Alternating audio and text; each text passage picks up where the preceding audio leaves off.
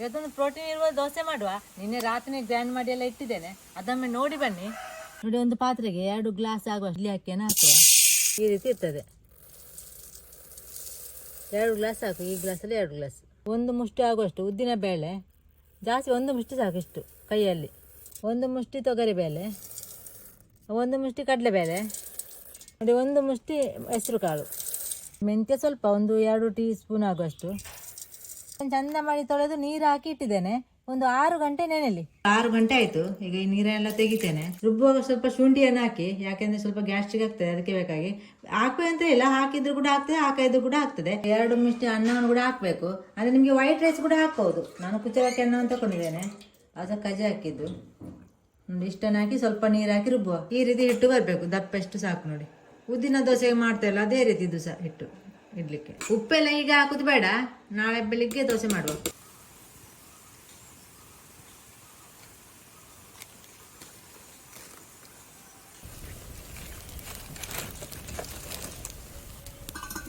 ಹಿಟ್ಟು ನೋಡಿ ಚಂದ ಮಾಡಿ ಉದುಗಿ ಬಂದಿದೆ. ನೋಡಿ, ಈ ರೀತಿ ಬಂದಿದೆ. ಇದಕ್ಕೆ ಸ್ವಲ್ಪ ಉಪ್ಪು ಹಾಕುವ. ಉಪ್ಪು ಹಾಕಿ ಚಂದ ಮಾಡಿ ಮಿಕ್ಸ್ ಮಾಡಿದರೆ ಆಯಿತು.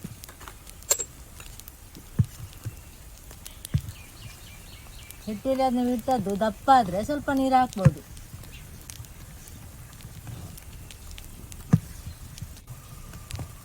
ನೋಡಿ, ಹೀಗೆ ಚಂದ ಮಾಡಿ ಮಿಕ್ಸ್ ಮಾಡಬೇಕು.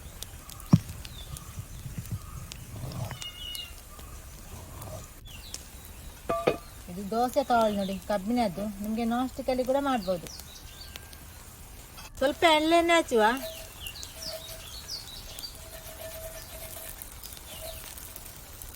ನಾವು ಉದ್ದಿನ ದೋಸೆ ಮಾಡ್ತೇವಲ್ಲ ಅದೇ ರೀತಿ ದೋಸೆ ಸಹ ಮಾಡಲಿಕ್ಕೆ. ದೊಡ್ಡದು ಕೂಡ ಮಾಡ್ಬೋದು, ಚಿಕ್ಕದು ಕೂಡ ಮಾಡ್ಬೋದು.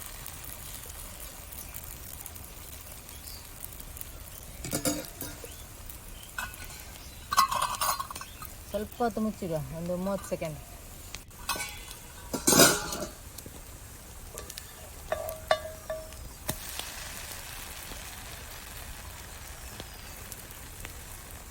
ಬೇಕಿದ್ರೆ ಮಾತ್ರ ಮಗುಚಿ ಹಾಕ್ಬೋದು, ಇಲ್ಲದ ಮಗುಚಿ ಹಾಕಿದ್ರೆ ಕೂಡ ಆಗ್ತದೆ, ಬೆಂದಿರ್ತದೆ ದೋಸೆ.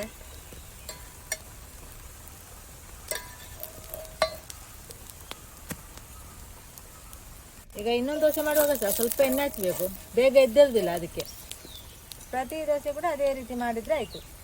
ಇದು ಮಕ್ಕಳೆಲ್ಲ ನೋಡಿ ಬೇಳೆ ಕಾಳುಗಳನ್ನೆಲ್ಲ ತಿನ್ನುವುದಿಲ್ಲ ನೋಡಿ, ಅದಕ್ಕೆ ಇಂಥ ದೋಸೆ ಎಲ್ಲ ಮಾಡಿಕೊಟ್ರೆ ಈ ಮಕ್ಕಳೆಲ್ಲ ತಿಂತಾರೆ, ಅವರಿಗೆ ಗೊತ್ತೇ ಆಗುದಿಲ್ಲ.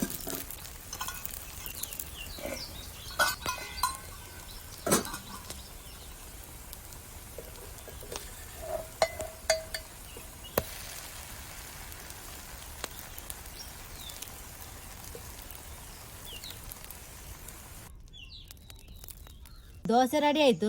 ಈಗ ಚಟ್ನಿ ಕೂಡ ಮಾಡಿದ್ದೇನೆ, ಕೆಂಪು ಚಟ್ನಿ ನೋಡಿ ಇದು. ಮತ್ತೆ ಉಂಟಲ್ಲ, 2 ಸೈಡ್ ಕಾಯಿಸಿದ್ದೇನೆ ನೋಡಿ, ಚಂದ ಮಾಡಿ ಫ್ರೈ ಮಾಡಿದ್ದೇನೆ. ನಿಮಗೆ ಒಂದು ಸೈಡ್ ಕೂಡ ಇದು ಮಗುಚಿ ಹಾಕ್ಬೇಕಂತಿಲ್ಲ, ಈಗ ಉಲ್ಟಾ ಹಾಕ್ಬೇಕಂತಿಲ್ಲ, ಹಾಕದೆ ಕೂಡ ಮಾಡಲಿಕ್ಕೆ ಆಗ್ತದೆ. ಹಾಕಿದ್ರೆ ಚಂದ ಕಾಣ್ತದೆ ನೋಡಲಿಕ್ಕೆ ಕೂಡ. ನೋಡಿ, ನೀವು ವಾರದಲ್ಲಿ 1-2-3 ಸಲ ಆದರೂ ಕೂಡ ಈ ದೋಸೆಯನ್ನು ಮಾಡಿ.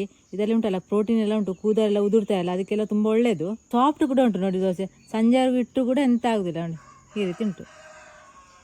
ನೀವು ಸಮಯ ಇದೇ ರೀತಿ ಮಾಡಿ ನೋಡಿ.